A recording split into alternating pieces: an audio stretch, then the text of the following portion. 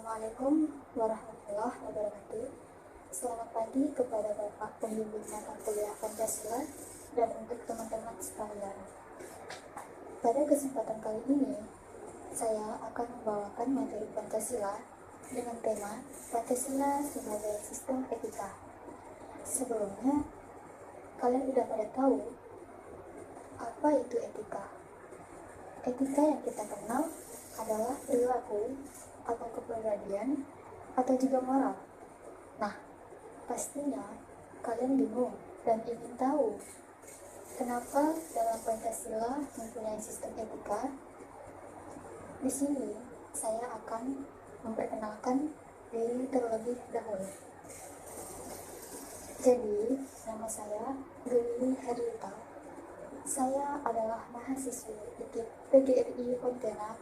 Saya prodi Bahasa Inggris kelas A semester 1. Setelah ini, kalian akan tahu apa itu Pancasila sebagai sistem etika.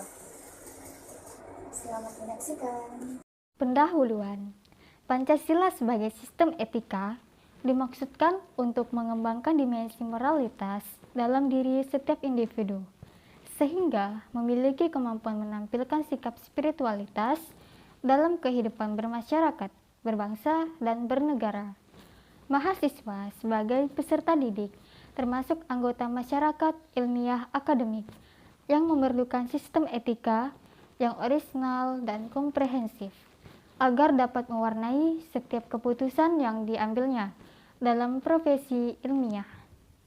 Dasar Pancasila Etika. Pancasila sebagai sistem etika merupakan moral guidance yang dapat diaplikasikan ke dalam tindakan konkret yang melibatkan berbagai aspek kehidupan. Oleh karenanya, sila-sila Pancasila perlu diaplikasikan lebih lanjut ke dalam tindakan sehingga mampu mencerminkan pribadi yang baik, utuh, dan berwawasan moral akademis. Dengan itu, mahasiswa dapat mengembangkan karakter melalui sikap yang positif seperti jujur, disiplin, tanggung jawab, mandiri, dan lainnya. Konsep Pancasila etika. Apakah itu etika? Dan apakah kita pernah mendengar istilah etika? Dan jika pernah mendengar istilah tersebut, lalu apa artinya? Istilah etika berasal dari bahasa Yunani, yaitu ethos, yang artinya secara singkat, kebiasaan, adat, watak, perasaan, sikap, dan cara berpikir. Secara etimologis, etika berarti ilmu tentang segala sesuatu yang biasa dilakukan atau ilmu tentang adat kebiasaan. Pendapat Frondizi, etika selalu terkait dengan masalah nilai tentang etika. Pada umumnya, membicarakan tentang masalah nilai baik atau buruk. Frondizi menerangkan bahwa nilai merupakan kualitas yang tidak real, karena nilai itu tidak ada untuk dirinya sendiri. Nilai membutuhkan pengemban untuk berada. Misalnya, nilai kejujuran melekat pada sikap dan kepribadian seseorang. Pendapat Lacey menjelaskan bahwa paling tidak ada 6 pengertian nilai dalam penggunaan secara umum. Namun kita mengambil 3 poin saja, di antaranya 1. Sesuatu yang fundamental yang dicari orang sepanjang hidupnya. 2. Suatu kualitas atau tindakan yang berharga, kebaikan, makna atau pemenuhan karakter untuk kehidupan seseorang. 3.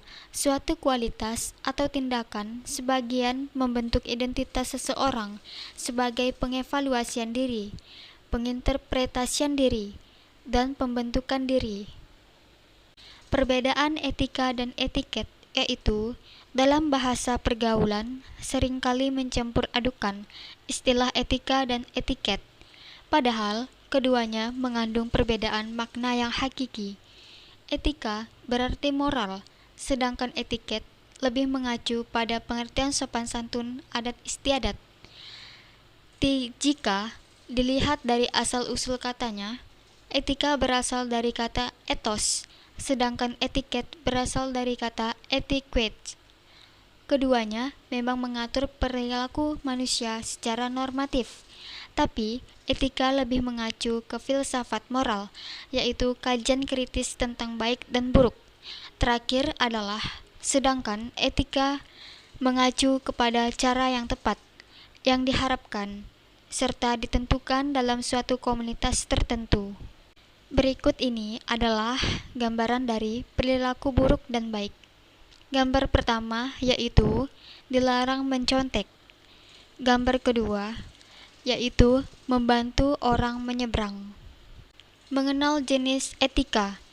Beberapa di antaranya jenis etika. Pertama, etika teleologis adalah teori hasil dari tindakan moral menentukan nilai tindakan atau kebenaran dari tindakan yang dilawankan dengan kewajiban.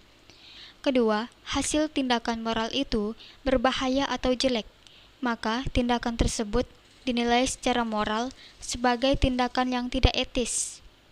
Selanjutnya adalah yang ketiga. Etika deontologis adalah teori yang bersangkutan dengan kewajiban moral, sebagaimana halnya yang benar dan memang bukan membicarakan tujuan atau akibat. Kewajiban moral berkaitan dengan kewajiban yang semestinya, kebenaran moral atau layak tidaknya.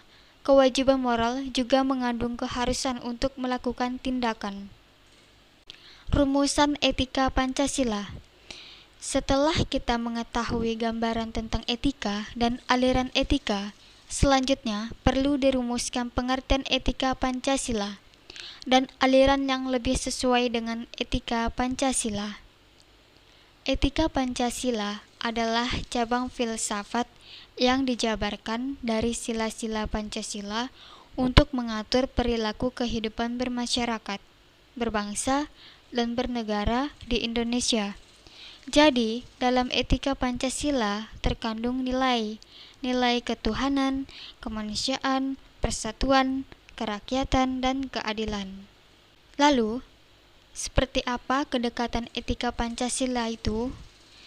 Kedekatannya yaitu, pertama, etika Pancasila itu lebih dekat pada pengertian etika keutamaan atau etika kebajikan.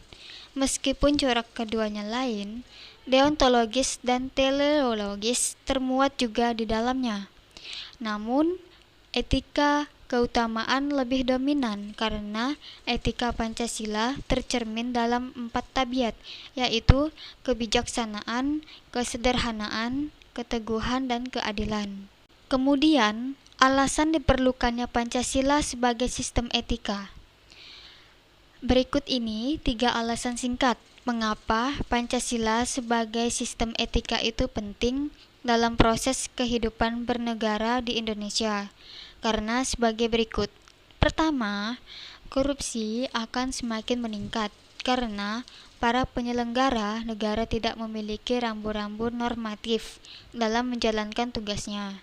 Kedua, dekadensi moral yang melanda kehidupan bermasyarakat, terutama generasi muda hingga sekarang, membahayakan kelangsungan hidup bernegara.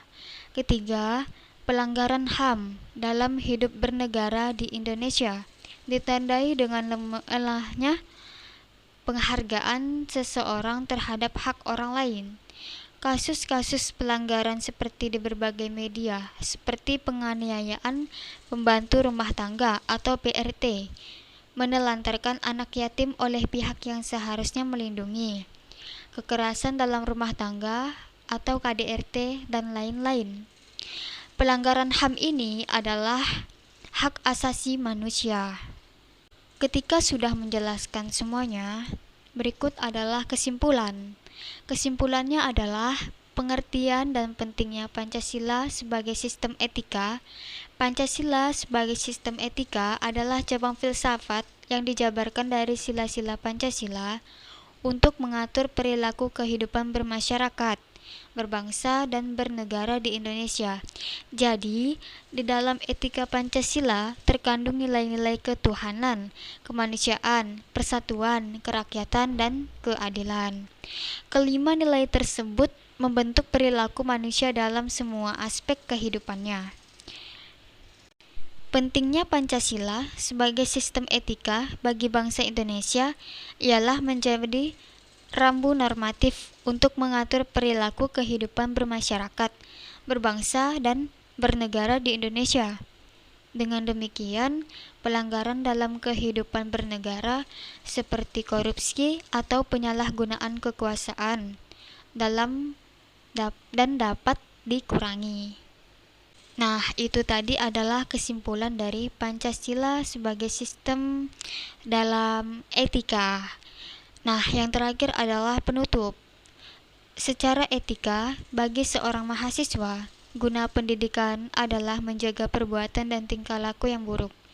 Itulah kepribadian diri seorang sebagai kalangan mahasiswa, berargumen dengan baik, mempunyai moral yang baik, serta menjalankan kewajiban berpendidikan. Nah, baiklah.